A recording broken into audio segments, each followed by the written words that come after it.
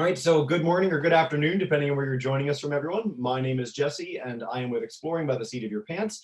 For those joining us for the first time, we are all about bringing conservation, adventure, and science into classrooms around the world. And we are particularly excited this month because instead of November this year, we are celebrating all October Space Month. So we've got over 40 sessions with amazing engineers, astronauts, roboticists, more. It's a really fantastic month, and so thank you guys for being a part. We've got 4 classes joining us live, a couple more on YouTube. So let's dive through and see who we've got with us today. So we've got Mr. Russert's grade 4s in Janesville in Wisconsin. Hi, guys. Hey. Hi. Awesome, welcome in. We've got Mr. Williams, grade 6s in Mississauga, Ontario. Hi, guys. Hi. Awesome. All right, we've got Mr. Rosa's grade 6s in Livingston, New Jersey. Hi, guys. And last but not least, we have Mr. Petrus's grade 4 through 8s in Whitney, Ontario. Hi, guys. Hi. Hey. I love the person in like the construction uniform at the back. That is the first that's ever happened. Yeah. Of course, the reason you guys are all here today is for our speaker. So we are joined live in Pasadena, California at NASA's Jet Propulsion Laboratory by Bobak Ferdowsi. So he is a spacecraft systems engineer. He's held tons of jobs at NASA, but right now he is a fault protection lead, which means that in systems with thousands of things that can go wrong, he makes sure that they don't. We're so happy to have him back. And so without further ado, thank you so much for joining us, Bobak, and take it away. Hi, guys, and thanks. You'll have to show, how do I project my presentation? On the bottom of your screen, there's a little green square, share screen. Yes, all right, there it is. We'll do that. Thank you. I just got to pick the right presentation and not one of my work presentations. Get NASA secrets. Okay. All right. What does this look like to everybody right now? Right now, I just have a line that says, oh, there you go. That's the wrong presentation. Wrong cool. Presentation. Okay, we won't tell you. No, that's fine. That way you didn't see anything that important. Why is this one not coming up? Because it's on the wrong side. There we go. How about this one? The one that starts with whoops? Yeah, that's the one. Excellent. All right, guys, we did it. Okay, yeah, so I am a fault protection engineer, and I lead a small team here on a project called NISAR, which is a joint mission between NASA and the Indian Space Research Organization, or ISRO. It's an Earth orbiting satellite that we'll launch in about 2 years. The idea is to look at sort of environmental changes here on the Earth and understand sort of the impacts of both ourselves and, of course, natural events on shorelines, forestation, ice melt, all those sorts of things. It's our first real major partnership with India, and we're sort of combining to build the spacecraft and operate it together. So it's kind of got its own sort of unique set of fun. And then our team is largely responsible for sort of figuring out, describing how the system should work, which is right, like you sort of build a system, if you kind of imagine, like you just think your computer or whatever, right? And then you want to create a sort of an experience that you're expecting to have with it. For example, for our spacecraft, we want them to be able to communicate routinely. We need them to sometimes deploy certain hardware. So for our spacecraft, there is a giant, about 30-foot in diameter or 12-meter in diameter reflector that we have to open up in space. So it opens from about the size of a sort of like a poster tube, all the way out to this thing that's about 30 feet across, that will allow us to reflect radar measurements. And then that's very challenging, and so we need to like sort of describe how the system works. And then, of course, because it's super difficult, and because space is sort of, we don't always have communication with our spacecraft in real time, we have to figure out ways to have the spacecraft be autonomous and do things on its own, and that includes especially when things go wrong. Sometimes here on Earth we can't react fast enough, so we need the spacecraft to sort of take care of itself. It doesn't always have to fix everything, but at least it needs to get it to a place where it's safe and okay to operate, and can tell us on the ground what went wrong. So this kind of presentation is just a little bit of, like, describing that and how we got here in spacecraft and some of the more significant kind of mistakes we've made along the way. And I hope that you guys will kind of learn, like we do, about how to learn from your mistakes and make things better. So we'll start out with some real simple things. This is a great video. Just enjoy this for a second.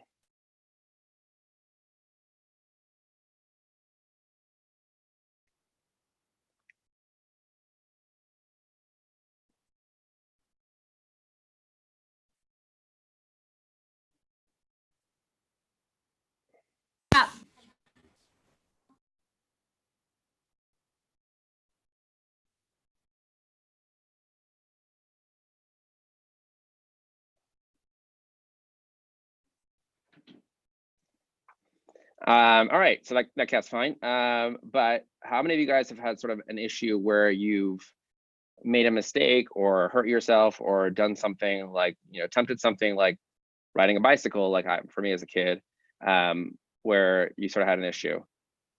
A quick show of hands maybe in the classrooms. Yeah, nice. So I remember when I was 10 years old, I got in a pretty bad accident on a bicycle. I got hit by a car, and it would have been easy for me to kind of give up on bike riding altogether, obviously, be like, why would I ride a bike again? But instead, I was like, what can I sort of learn from that mistake? And I, made sure I wore helmets and tried to be a little bit more cautious on the road. I still bike to work today a lot of times, so it's great.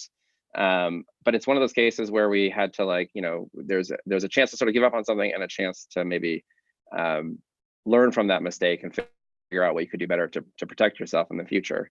I've also made a number of mistakes with money over the years. Sometimes, like, you shop for something and you're like, this seems like a really good idea at the time, and then you use it only once or twice, and you're like, oh man, this was a regrettable decision. I spent some good amount of money on this and I never ended up using it that much. So that's another kind of like mistake that you can make. We've definitely made those mistakes sometimes in spacecraft. And of course, I've also worked on missions where we have nearly lost spacecraft because of some of the choices that we made, sometimes with the best of intentions and occasionally not working out the way we had intended it to. So this is gonna be very expensive. I'm assuming none of you guys, I mean, maybe raise your hand if you've ever almost lost a spacecraft. Okay, no, all right. So JPL has had a number of pretty like kind of incredible experiences with near losses or losses of spacecraft. And it starts kind of the story that I'm telling you. We've lost spacecraft all the way from the beginning, obviously, when we were first learning how to do spacecraft. But even after 20, 30 years of experience, we still managed to lose and or have issues with our spacecraft. And Mars is no exception. So as we started to kind of do more and more Mars missions in the 1990s, we had a number of pretty significant issues. These are just some like highlights from the websites at the time of some of the issues that we had.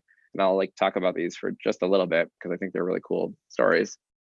But let's take a step back and like, why Mars? And so for a lot of people, I think Mars is one, it was very early kind of to be found in the night sky as something that clearly didn't move like a star. So we figured out that it's a nearby planet, and it was one of the first things that you could see with some detail if you had a telescope. So even if you have a binoculars or telescope today, you can actually see quite a bit of the features of Mars, especially when it's close by. But with sort of early telescopes, you could still detect or find, on the surface, all these like kind of features, darker parts, lighter parts, craters, things like that. And some of the early sketches, drew this sketch in particular by Schiaparelli, who was an Italian astronomer, drew these sort of crisscrossed lines that sort of resembled canals. And also in the translation, the Italian for canali got translated to canals instead of channels in English.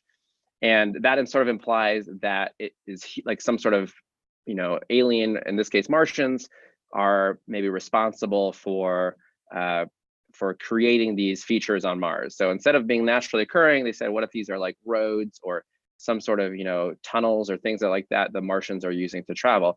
And that kind of seeded a lot of the initial science fiction, right? So the War of the Worlds, where the Martians come to invade the Earth and things like that, gave like this idea of a world that may be full of life and maybe, just life that's kind of similarly intelligent to ours.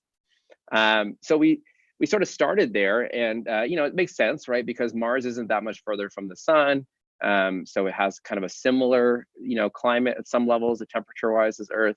It's about the same size as Earth, not much smaller, like in the scale again of planets. So it's a rocky world. It's something that you could stand on. So it made sense that we would believe that life could be in a place like that.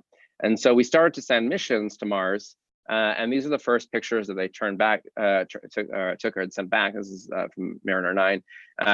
And you can kind of see the features are unfortunately, you can see some of the craters, you can see some of the ridges, but what you don't see is any evidence of life or anything that even remotely looks like a world that's alive. This looks like our moon, sort of dry, very, lacking any water features, lacking any sort of thing that shows you that this world is alive and vibrant and things are happening on it.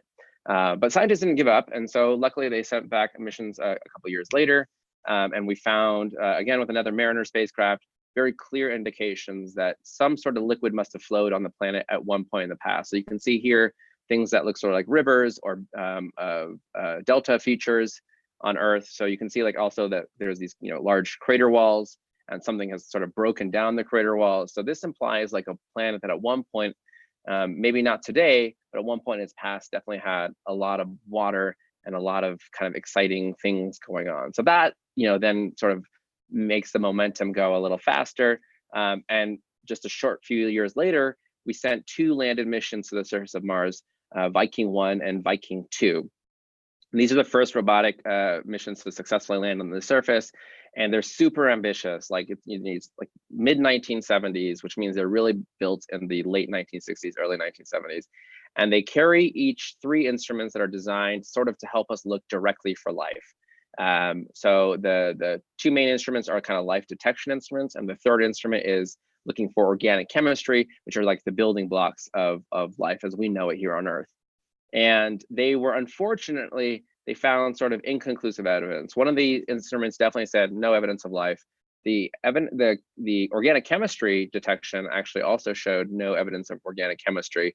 And there was one instrument that sort of had ambiguous results in looking for life, which some people argued was evidence of life. But the problem with science, of course, is that you need conclusive evidence. You can't just be like, well, this could be life, but it could also be a chemical process. And so we needed to have all those things. And so at some level, like even though this mission was very like technically successful, we landed something on Mars, we were able to do science on Mars. It also didn't necessarily help that the answers were conclusive, and we had spent so much money and so much efforts into making this work. And so you kind of see Mars go away as a high priority for a couple of decades. We sort of got there, we did it, and then we're like, oh, well, maybe it wasn't worth all the effort. But in the 1990s, people started proposing more missions to Mars. And the idea was, what if we started kind of more at the fundamentals, right? So what if we go to Mars and we just look for like the really basic things, like, is there water? Was there water in the past? Because we know life here on Earth requires water. So we were like, well, maybe we'll just start there. Like, let's not go directly for life. Let's go for some of the basics.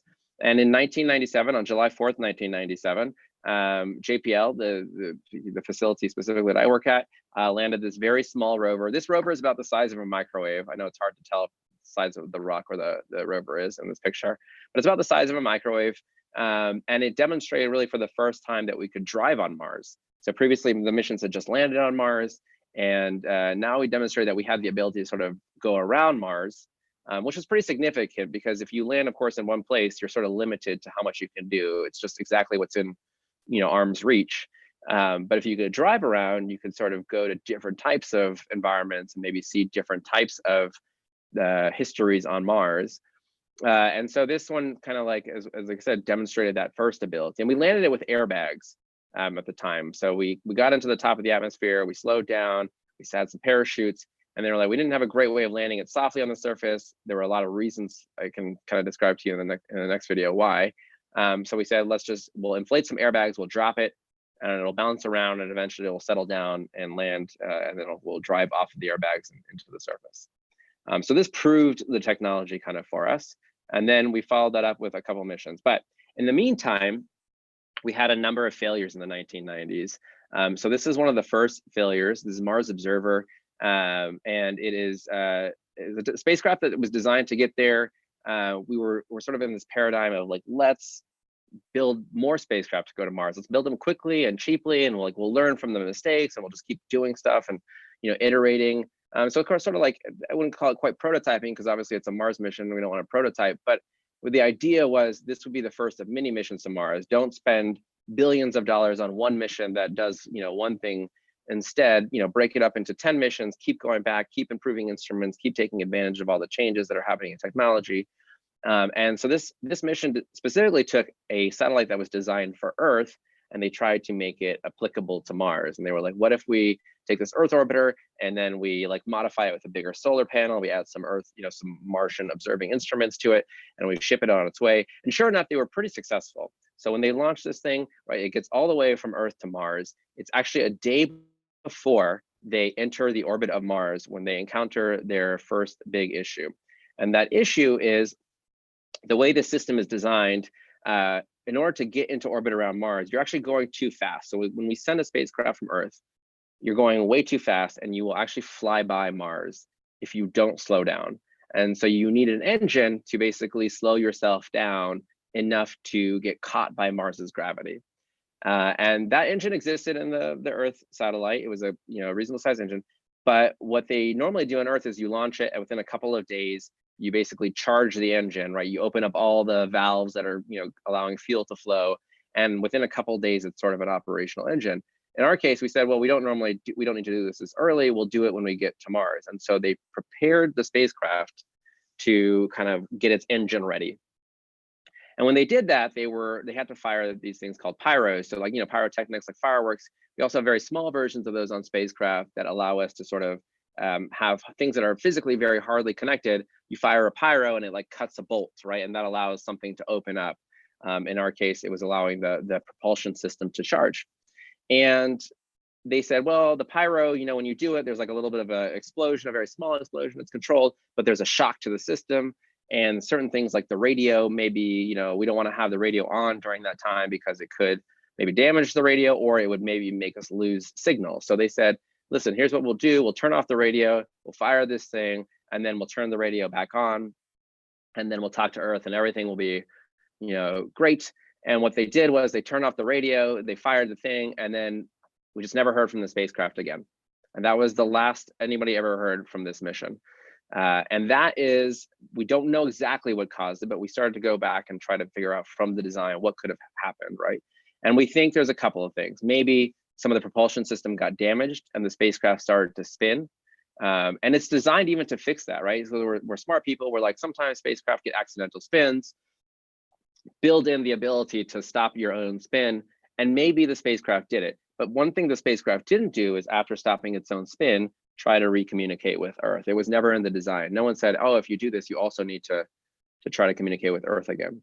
So we don't actually know exactly what happened. And we theorize, again, like from the design, this is what broke on that system. So we actually, at some level, you couldn't learn that much physically from the spacecraft. But one thing you could learn was that if you have major events like this, you should always ensure that you have communication coverage, because you cannot learn from a mistake, for example, that you have no information about.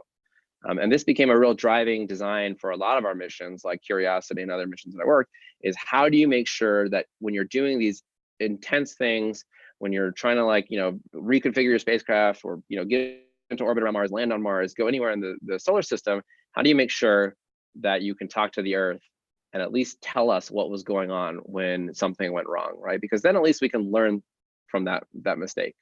So that was actually, in its own level, a mistake that we had to learn from, but the very hard way. Okay, so a couple years later, it's now Mars Climate Orbiter. You guys are a little young to remember this, but this was one of the more embarrassing mistakes for NASA at the time. It's still kind of embarrassing if you look it up. And this orbiter, kind of see a couple of things that are interesting about it. One is it has a solar array on one side of the spacecraft. And for those of you guys who don't know this, the sun actually has winds associated with it, solar pressure, right? So as the light expands from the sun, it blows essentially on things, and it creates a small amount of pressure. And so this solar array here actually acts a little bit like a solar sail. You get a little bit of force on the array, which actually turns the spacecraft, because it's pushing harder on the array than it is on the body of the spacecraft. And so it rotates the spacecraft. And so every so often, the spacecraft was designed to do it. It would rotate a little bit, and then it would correct its rotation by firing a thruster and pointing it back at Earth. So no problem. We have this issue. It slowly rotates. No worries. The onboard system is designed to turn the spacecraft back to talk to the Earth. Once again, hey, great job, everybody. We're really smart. But it turns out that this spacecraft had another very kind of hidden flaw, the one that's really embarrassing, which is the engines are typically designed to, when we kind of buy engines and the folks who work on propulsion systems, they tend to do this in imperial units. So like, pounds of force that the engine thrusts, right? And our systems are usually designed to use metric units. So we talk about how many newtons the engine is. And it turns out in the code, when someone wrote the code for how much control to do, they thought that the number that the propulsion guys gave them was a Newton measurement and not a pound measurement, or a pound foot measurement. And so they coded it up incorrectly. And here's the thing, it still actually worked for the most part. It wasn't that the spacecraft wouldn't turn correctly. It did, it's turning just fine. It's that over time, every one of those turns gave the spacecraft a little bit of momentum, right? So even though you're turning ever so slightly, you don't turn perfectly. You actually also get a little bit faster because you're firing your engine. And over the course of the, the 7 months of the mission, the getting from Earth to Mars, it started going faster and faster, and we didn't exactly know where it was. And it turns out, because of the small difference in the calculation from the newtons to pounds, it was not in the position that we thought it was when we were supposed to be at the top of the atmosphere at Mars and to slow down and get into orbit. And so we don't actually, once again, we don't know exactly what happened, but we know that the spacecraft wasn't in the right place at the right time to get into orbit around Mars. So it's possible, on the one hand, that it skipped off the top of the atmosphere, so that it just sort of, it hits the top of the atmosphere. It basically ends up spinning around because it's hitting the top of the atmosphere and flies off into space, or it hit the atmosphere and burned up in the atmosphere and is somewhere as wreckage on Mars. We don't know. And so once again, we learn a lesson from this one, this time a little bit different, which is one, of course, be very specific about the units that you're using, which is a good life lesson for all of us. But also, we can use radio data to tell us exactly where the spacecraft is and how fast it's going. And so now all of our spacecraft take advantage of using these giant antennae here on Earth to basically do triangulation. So you can point multiple radio antennas at it, listen to exactly where it is, and then from using 3 or 4 antennas, exactly figure out, sort of like triangulate where its position is. And so we now do that on all of our missions. Okay, and another one that happened the same year was called Mars Polar Lander. And this was our attempt to land kind of in the North Pole of Mars, where we saw this kind of carbon dioxide ice, right? The polar caps of Mars, they're actually, they look very beautiful and kind of like icy like, and there's actually water ice in them as well as carbon dioxide ice. But the idea was to land near this pole and be able to scoop up the surface and demonstrate what the composition of the polar caps was, and again look for direct evidence of water on Mars. And this mission works like 99.99% correctly. Like, we get all the way to Mars successfully. We come in with a heat shield, top of the atmosphere. You're going 10,000 miles an hour. You're slowing down. You open up a parachute. Parachute works perfectly. All of this is going great. It's all the way to just a couple hundred meters above the surface of Mars. And it's supposed to, as you can see, it has these legs there, and it's supposed to deploy the legs before landing. So it's got these thrusters, it's firing, it's time to open the legs up, fires those pyros that we were talking about earlier to let the legs spring open, and it just then kills the engines and falls to the ground. And we lose it right there at just the last moment, basically, before touching down safely on the surface. And so when we went back and looked at the design, we realized what happened was there are sensors at the bottom of those little feet that you see on those legs. And those sensors are designed to be contact sensors. So when you touch the ground, you kind of hit a button and the button kills the engines. Well, the pyro created a shock in the system that made it look like the button had been hit. And sure enough, we killed the engines and just fell the rest of the way to the surface of Mars. And so from this, things that we do today in modern spacecraft is we don't let a single data point take out our system. So if you get one error that says like it looks like on the surface, you're like, no, you got to hold that error for 3 seconds before I believe the data. Or I need multiple sensors. I need 3 sensors at the same time, all telling me the same information. So we do a voting scheme, right? We let like multiple sensors vote on what is the right answer. And again, another lesson learned, kind of unfortunately the hard way, with our Mars missions, and we incorporated that into future missions. Now the good news is we've been super successful since this time.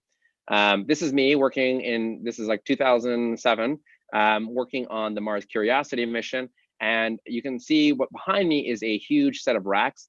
Those racks are all designed to simulate the environments that we see on the way from Earth to Mars, as well as on the surface of Mars. And if you look at the very left, you see like a box with a bunch of cables that are coming out of it. That's the engineering version of the computer that we're sending to Mars. So that table is actually the entirety of a Mars rover that's just spread out on a table. And we test and we test and we keep testing to try to figure out all the different ways that things can go wrong. and fix them in essentially in software, so the spacecraft has a way of taking care of itself.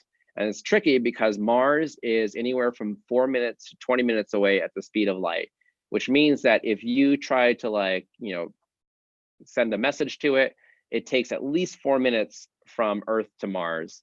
And so when your rover is trying to land on the surface of Mars, you can't joystick it. There's no, you know, you can't like video game kind of like land it, because it will be a 4 minute delay at the least. It's actually 8 minute delay, because you have to see the picture that you're looking at and then react to it. So we would never be able to land the rovers on Mars if it wasn't for sort of the spacecraft autonomy, the smarts that we built into the spacecraft to take care of itself.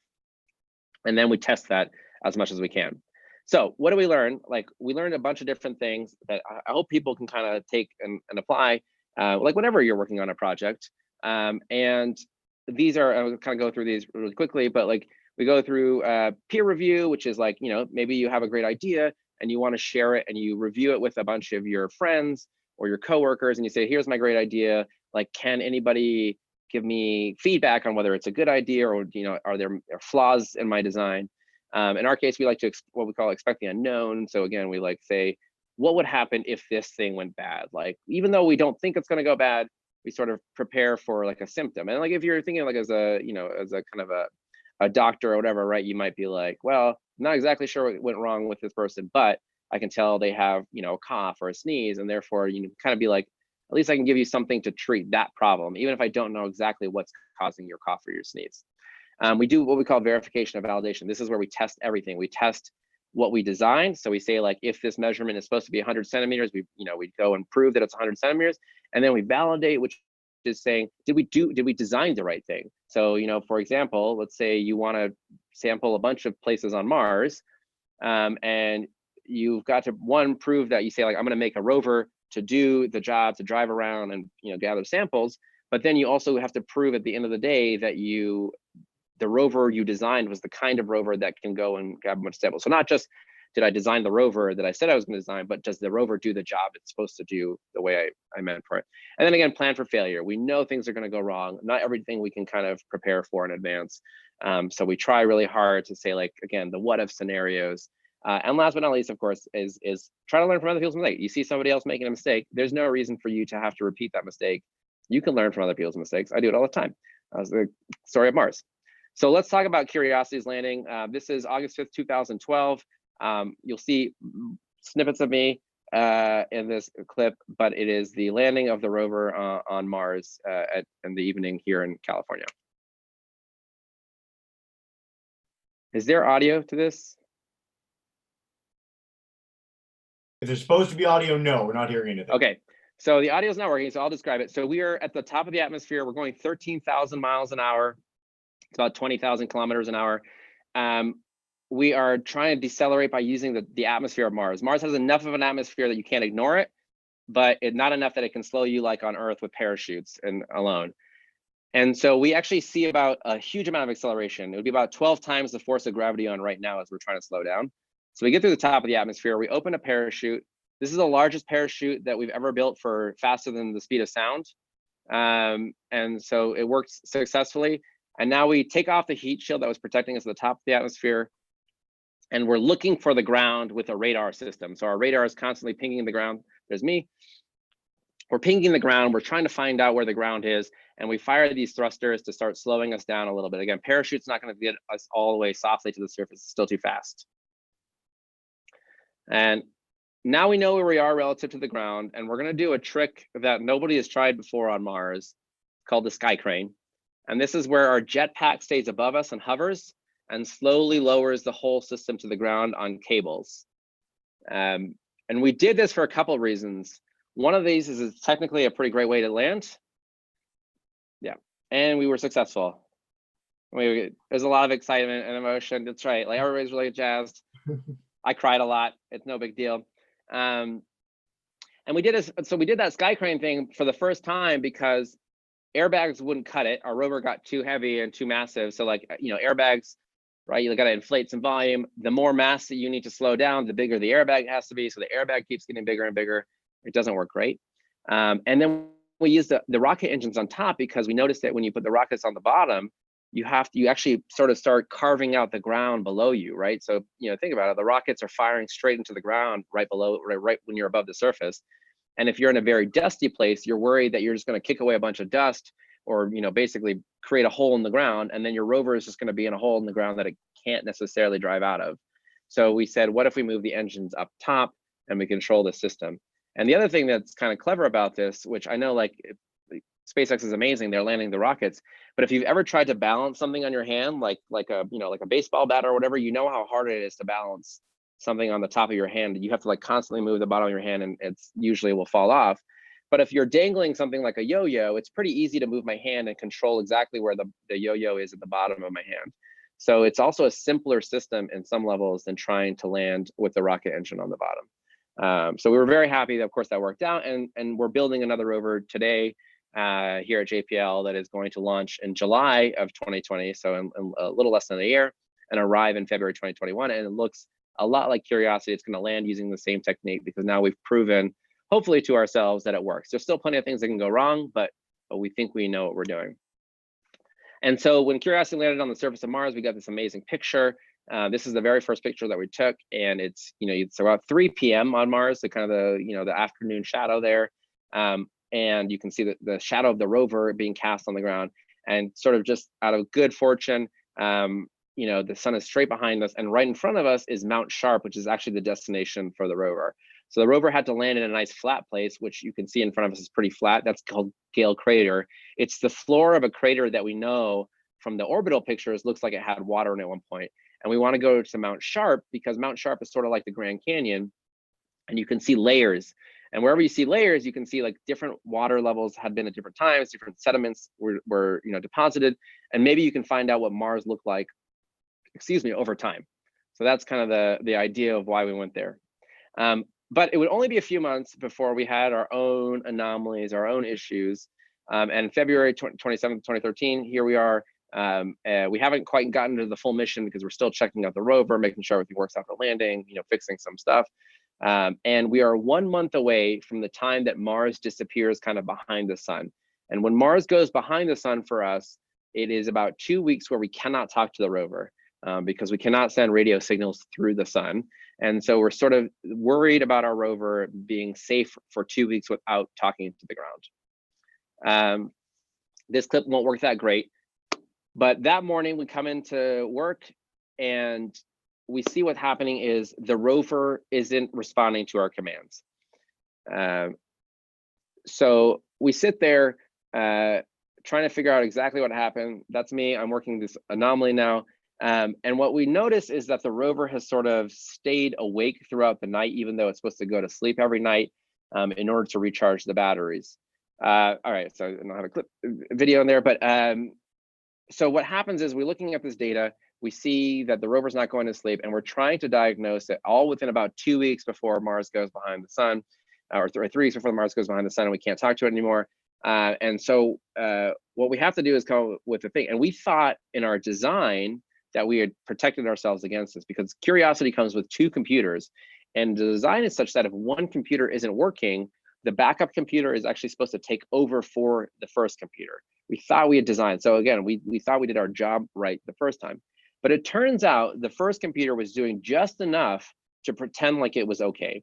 So it was telling the backup computer, like, I'm fine, I'm fine, I'm fine. But meanwhile, everything outside of telling the backup computer that I'm fine was not really working the way we designed it to. And we were worried that what would happen is if the primary computer kept staying awake and didn't sleep during the night, the batteries would start to discharge. We go to basically, 1, we could damage our batteries, but 2, we would just reset as the power got low.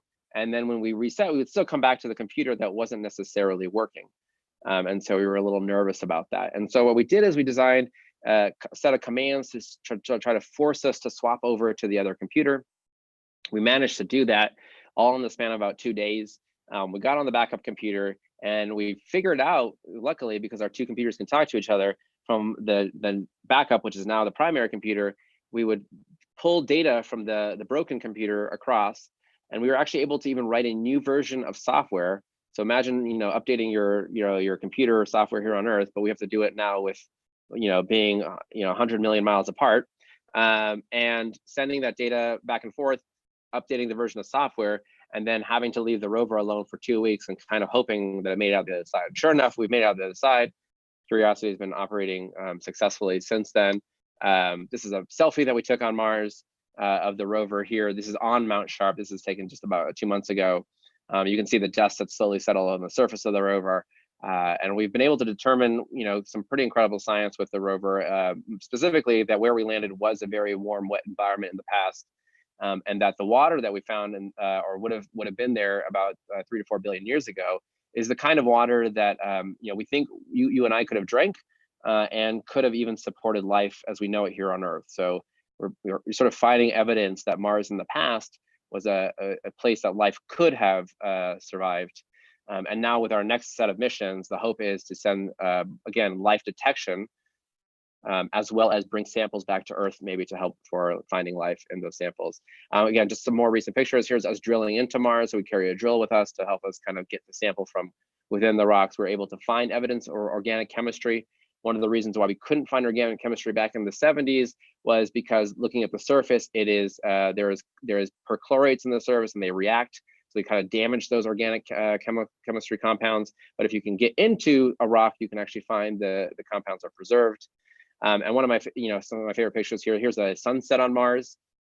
Sunsets on Mars are blue and not orange and red like on Earth because of the way the dust in the atmosphere works. So during the day, you sort of see reddish skies, orange kind of skies. But at night, as the sun is setting, because the light is traveling through all the dust, it sort of scatters the blue light towards you. And so you get kind of blue sunsets on Mars. And then my absolute favorite picture that we've taken is this beautiful picture that we took back in 2014, looking back at Earth. And there's the what you see in front of you is the craters of Gale, the walls of Gale Crater in front of us, and just a single little speck. And if you super zoom in, you can actually kind of see a neighboring speck that's also slightly bright, which is our moon. But it's all about reminding us that this is why we're here, is to sort of help understand our own story in the world, and sort of our own context of what it means to be human and to exist on this planet together. And so there's something really special about having that perspective of being able to look back at our own world. And that's that little pixel is all of us. So it's kind of a very powerful experience and motivation to continue on this mission, and of course to hopefully get it right so we can keep taking missions like Curiosity and surviving. So with that, I guess turn it over to you guys. Yeah, thank you so much, Bobak. That was amazing, and what fantastic photos. Right now, I've got a few groups watching on YouTube as well, so if you guys want to type in questions, please do, and I'll pass them along. But let's dive right in with Mr. Russert class. If you guys want to kick us off with a question, come on up. Griffin. How many tries did it get you to land the first one on Mars? Can you repeat the question? Come on a little closer. Sorry, repeat that. Sorry, guys. He asked, how many tries did it take for the first landing at Mars? Okay. Yeah. So we lucked out that the Viking landings were the first two that we tried in 1976, and they both worked. But we actually sent two because we were so afraid that one of them might not work. The Soviet Union also sent missions, and they were able to get one mission to work on the surface for a few seconds before having issues. So they only lasted for a couple seconds on the surface of Mars. Right now, as it stands, the United States is the only, JPL specifically is the only group to successfully do it multiple times. But we're going to see, I think, a bunch of missions to Mars in the next few years. And I'm hoping that everybody's successful on their first try. India was successful on their first try to orbit Mars a couple of years ago. And so I'm hoping to see, China and India join us as well on the surface. Very cool. It's really exciting for kids in these classrooms because this is like the heyday of Mars exploration. There's so much going on. It's such an exciting time. I mean, you guys can go on the web right now, right? And there are pictures. If you look up Curiosity, you can find pictures that are all taken in the last 24 hours. So you get basically a live feed of Mars, which is really only possible today and not 20 years ago. Fantastic. All right, let's dive in with Mr. Rosa's class. If you guys have another question or one, come on up.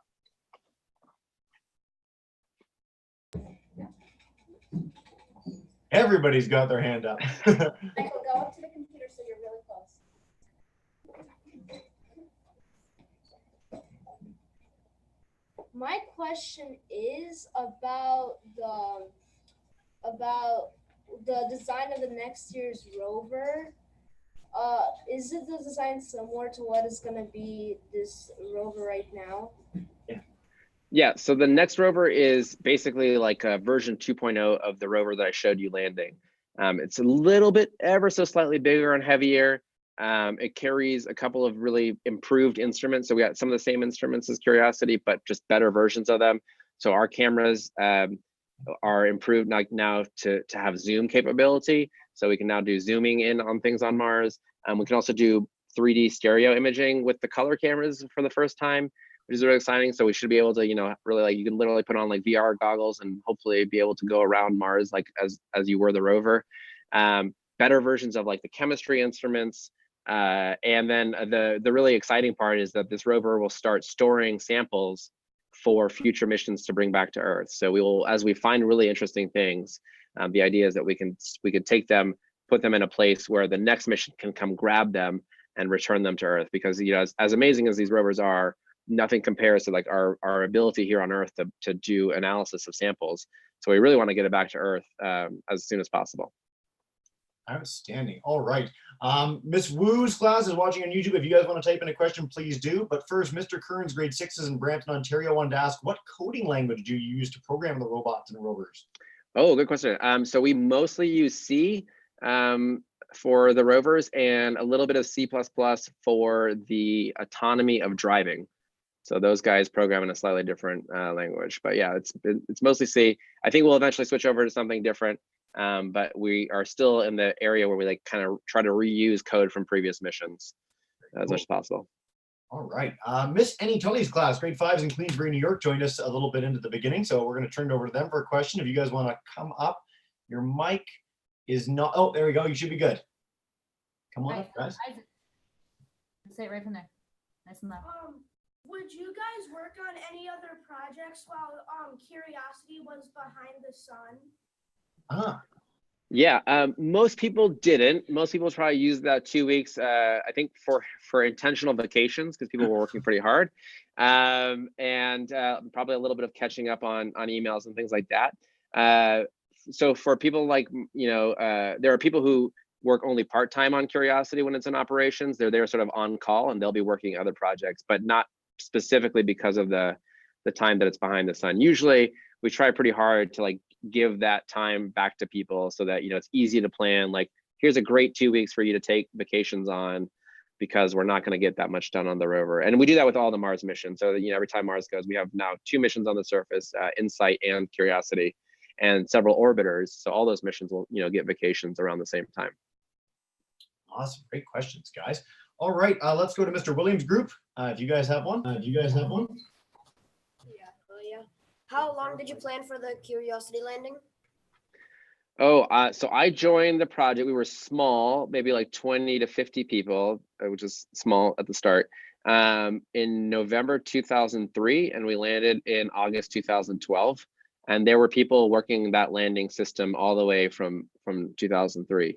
So probably close to 10 years of designing it and coming up with different concepts. When we were in 2003, we didn't have that design completed yet. We had 3 options that we were looking at, including trying to land on the rockets directly, also crushable materials. The idea was like maybe airbags are too big, but what if we could land on some sort of like foil material, whatever, that would crush below us and like soften the impact. So there were different ideas being thrown around at the time, and then eventually we settled on this one. But yeah, people have been working on that landing design for at least 10 years for Curiosity, and in terms of just the theory of different ways to land, probably longer than that.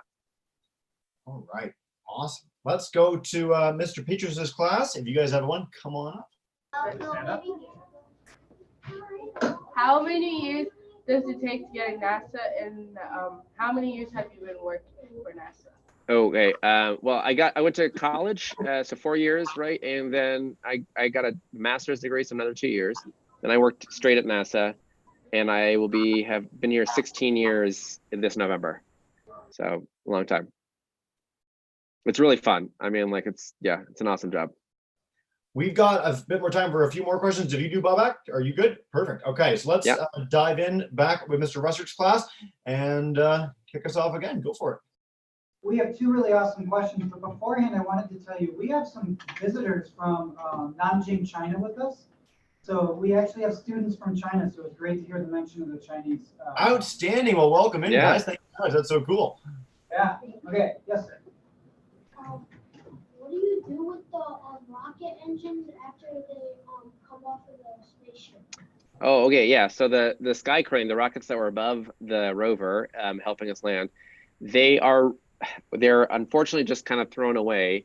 What happens is, as soon as those cables that are connecting the rover to the descent stage, the sky crane above us, are cut, whenever that cable is cut, the engines on that descent stage they go to full capacity. Like, they basically start firing at 100% rather than kind of like just try to figure out how to land it softly. And they tilt the descent stage over a little bit so it flies away from the rover. So the main thing was, we just don't want them to fly straight up and then crash right back down on the rover. They have to crash a couple hundred meters away from us to be safe. The chemicals that we use for rocket engines are actually very can contaminate our rover. And so we really, in order to make sure that our science was safe for the rover, we had to make sure the engines are pretty far away. The rover we're flying in 2020 will actually put more cameras on that descent stage and on the rover. So in the next landing, not obviously the day of landing, because it's a lot of data to send back, but within a couple of weeks of landing, we're hoping to have video from the perspective of the sky crane looking down at the rover looking up the sky crane, and all those things. So we'll be able to get video footage from all that kind of happening on Mars, which will be pretty cool. We're also carrying, by the way, on the next rover, I should say, because I forget this, we're carrying a small helicopter also, which will be the first spacecraft to have powered flight on another planet. So we had balloons on Venus before, but this will be the first time that we're doing flying on another planet, basically. And we'll demonstrate that. So if you remember 1997, I was talking about that small rover that we demonstrated for the first time. The idea is that with this helicopter that we'll be carrying with us on the next mission on Mars 2020, you'll be able to fly around Mars. And then one more thing I should add before, because I'll forget, there's also a naming competition going on with the rover right now. I can't remember the website, but there's an opportunity for kids in school right now to name the next rover. Which is amazing. And the girl who named it last for Curiosity, Clara Ma, she came out here. She was fantastic. She got to sign the rover, so her name is on Mars forever. And she came back here and worked here as an intern a couple of summers. Just all around wonderful human being. And so I encourage you guys, if you're interested, to have your teacher look up the website for the Curiosity naming, or the Mars 2020 naming competition. And if you have a good name idea, please submit it. Outstanding. Well, we'll share that with the classes too. So I'll pass that on an email when we're done, but that's amazing. Yeah. Yeah. Miss Wu's class online, so grade 6s, Penticton, BC, grade 7s, wanted to ask, do you think that Mars is an option for humans to live on? Why or why not? Which could be a whole different talk in and of itself. Yeah, it could be. The short answer is, it is definitely an option, but it is probably really hard, very difficult. So, we're lucky that Earth is just full of resources, oxygen for us to breathe, water for us to drink, plant life, animal life to eat. All those things are kind of readily available for us. When first humans go to Mars, none of those things will be ready for us except for whatever we've sort of put on the surface. And that can include sending a small self-contained farm on the surface, or things like that can make oxygen, that can make water, all those things can happen.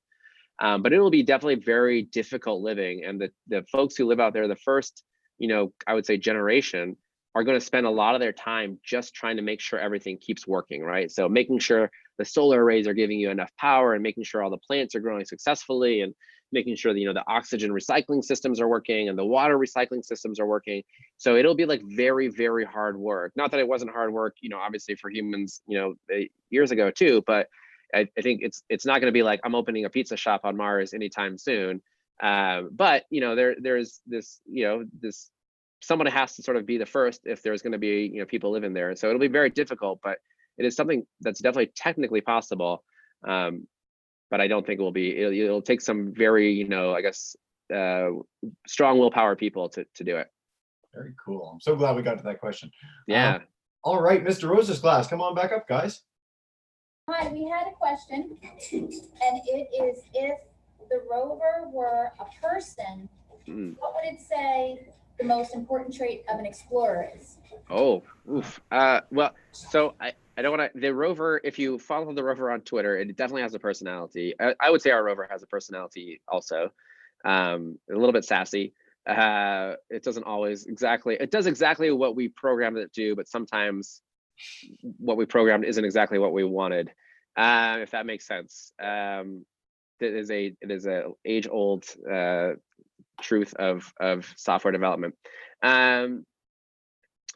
I would say that it, for all of our missions and our explorers, I think a lot of it comes down to just perseverance. That all of these things are incredibly difficult and require a lot of patience to do. Right. I mean, I talk about my experience working on the rover for 9 years before landing. That was the kind of the patience that's required, and I think our rovers are extremely patient in having to drive a little bit every day and trying to do science and try to do science again, keep doing it until they get the answers that we're looking for.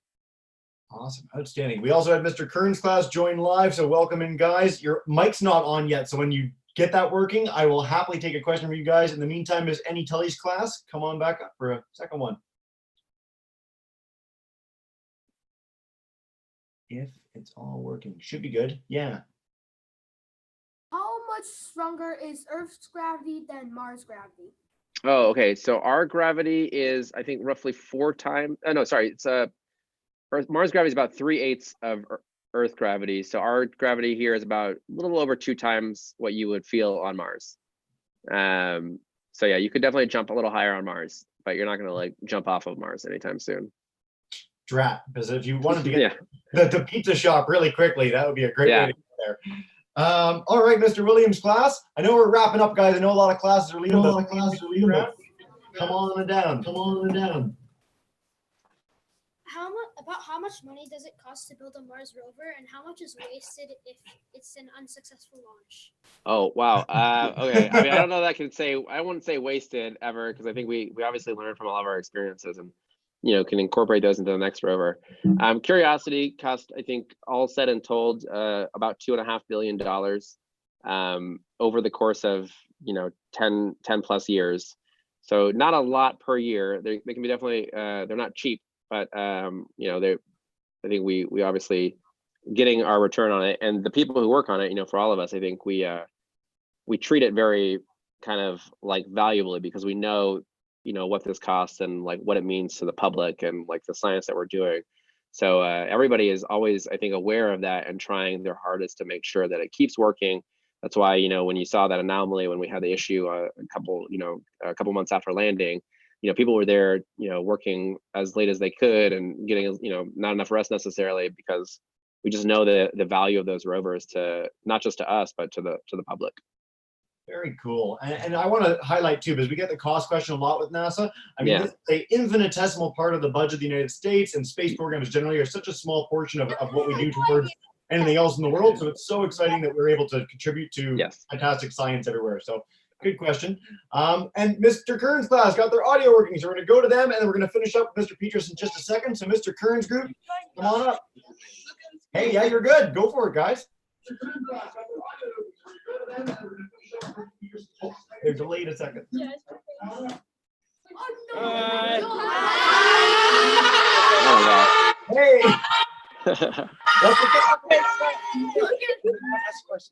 Did you guys have any different? Did you guys have any different type of engineering systems for missions to different planets? Yeah, there are definitely different things that we do engineering wise for different planets. Same kind of people.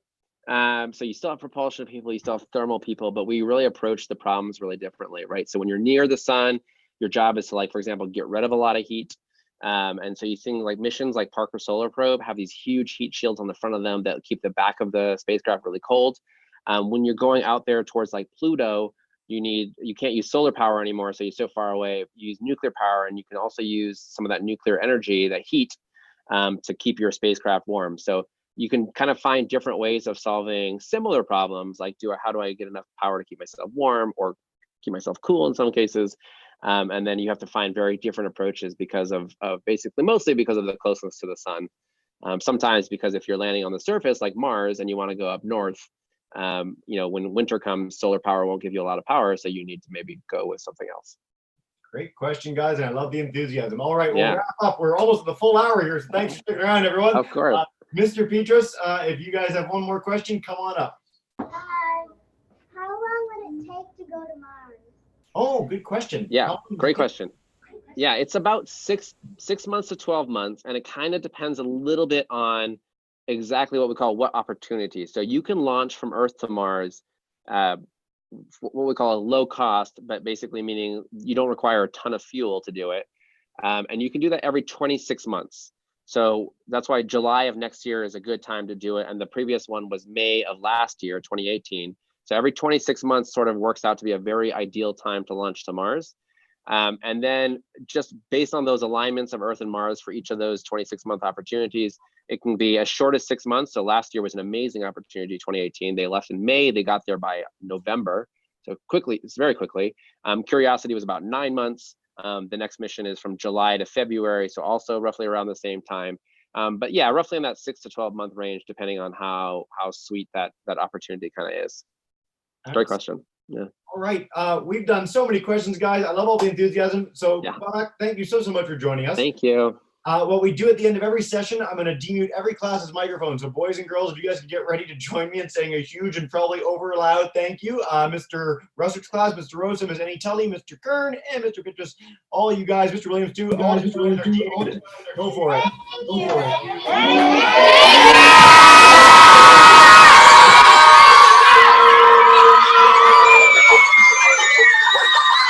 Oh, we've gone to bedlam. It's just screaming now. Thank you guys so much. Thank you guys so much for joining us. Do tune in for more Space Hangouts all month long. Bobak, that was fantastic. Thank you so much. Thank you guys.